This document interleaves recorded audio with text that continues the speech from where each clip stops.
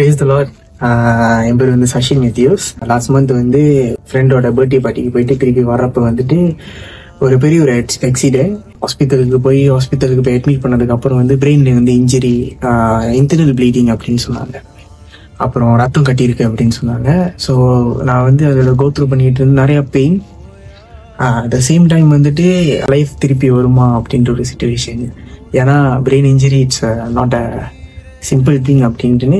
So தெரியல என்ன செய்யுது அப்படின்ட்டுன்னு. தென் அப்புறம் வந்துட்டு ஆக்சிடென்ட் ஆகணும் அந்த வீக் வந்துட்டு 13 வந்து அம்மா சர்ச்சுக்கு வந்திருந்தாங்க பாஸ்டர் ஜானதன் சாராவை பார்க்கறதுக்கு. ஸோ வந்திருந்தப்பயே வந்து பாஸ்டர் ஸ்பீச்சிங்லேயே வந்து இந்த ரத்த கசிவுங்களை ஆண்டவர் முடிக்கிறாரு அப்படின்னு சொல்லியிருந்தாரு. I speak healing right now. Let your wounds be healed right now. Let internal bleeding stop right now. உள்ளுக்கு இருக்கிற எல்லா ரத்த கசிவு இப்ப நிறுத்தபடியாக ஒரு ரத்தத்தை உருகிற ஆவி இயேசுவின் வல்லமை நாமத்தில் வெளியாகுது. இப்பொழுதே வெளியாகுது. அவங்க இங்க இருக்காங்க, நான் அங்க இருக்கேன். பட் ஆனா எனக்குள்ள அந்த ஹாஸ்பிட்டல்ல இருக்கிறப்ப நிறைய ஒரு வித்தியாசம் என் பாடியில இருந்துச்சு.